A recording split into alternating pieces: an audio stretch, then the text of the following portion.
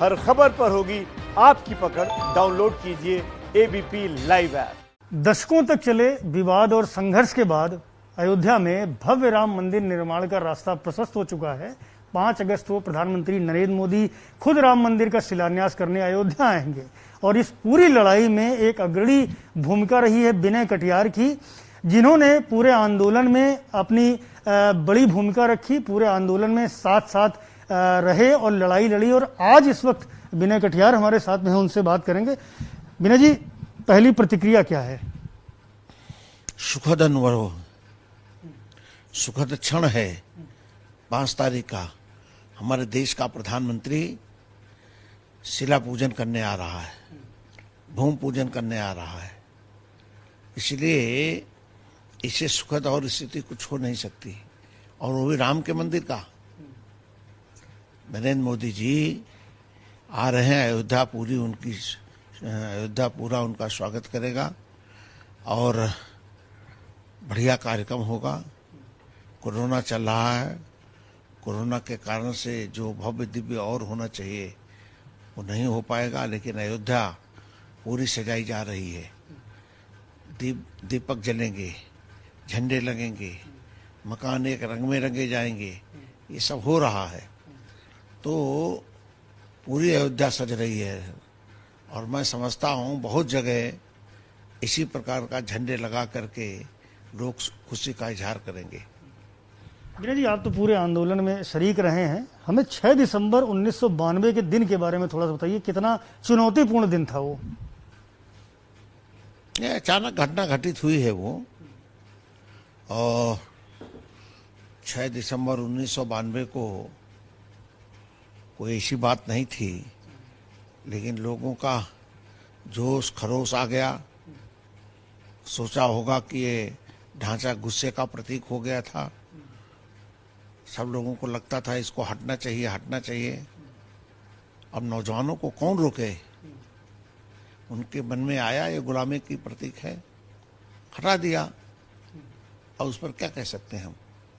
अच्छा, जो ढांचा गिराया गया तो उसमें कुछ लोगों की, आपकी ही पार्टी के लोगों की प्रतिक्रिया है कि अगर आज ढांचा खड़ा होता तो शायद कोर्ट में ये फैसला ना हुआ था जो आज राम मंदिर के पक्ष में हुआ है। नहीं, मैं इस पर टिप्पणी नहीं करूंगा।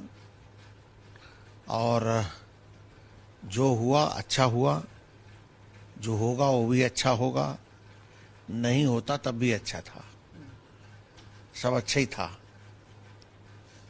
अयोध्या तो भव्यमान राम मंदिर बनाने के लिए तैयार हो रही है, लेकिन आप लोग शुरू से ही कहते रहे हैं अयोध्या, काशी और मथुरा। तो अब क्या काशी और मथुरा का नंबर आने वाला है?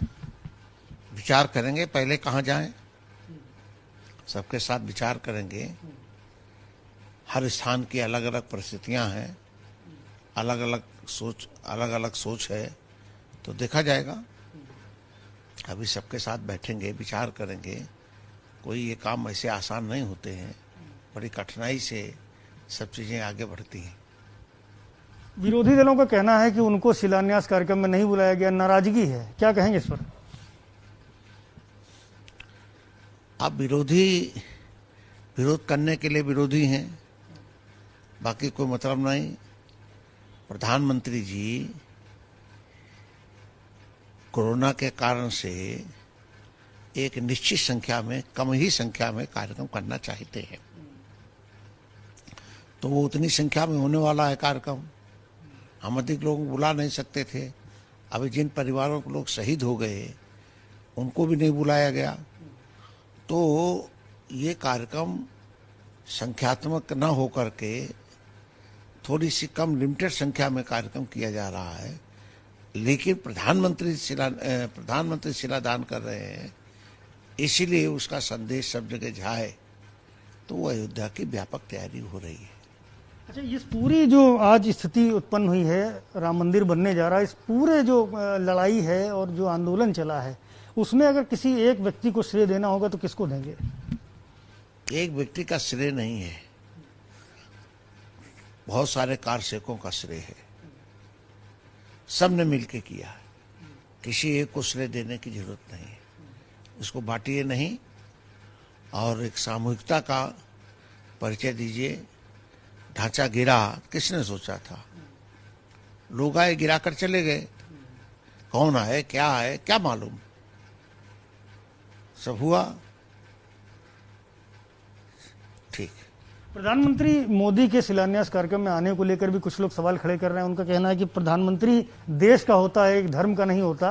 एक धर्मस्थल पर जाकर के पूजा करना उचित नहीं मानते हैं। साथ ही साथ जो जिस तरह से प्रसारण की तैयारियां हो रही हैं उस पर भी कुछ लोग सवाल खड़े कर रहे हैं।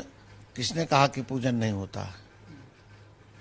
प्रधानमंत्री को इंदिरा गांधी जाती नहीं कि नहीं जाती नहीं?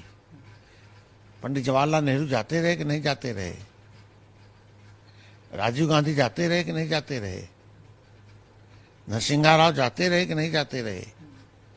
ये सब तमाम नेता धार्मिक स्थानों पर गए हैं, पूजा किया है, सबने किया है, अपने अपने ढंग से किया है। चुनाव आता है तो सब जाकर मत्था टेकते हैं। राहुल गांधी सब जगह जाकर के मत्था टेक रहे थे चुनाव में। ये सब बकवास है।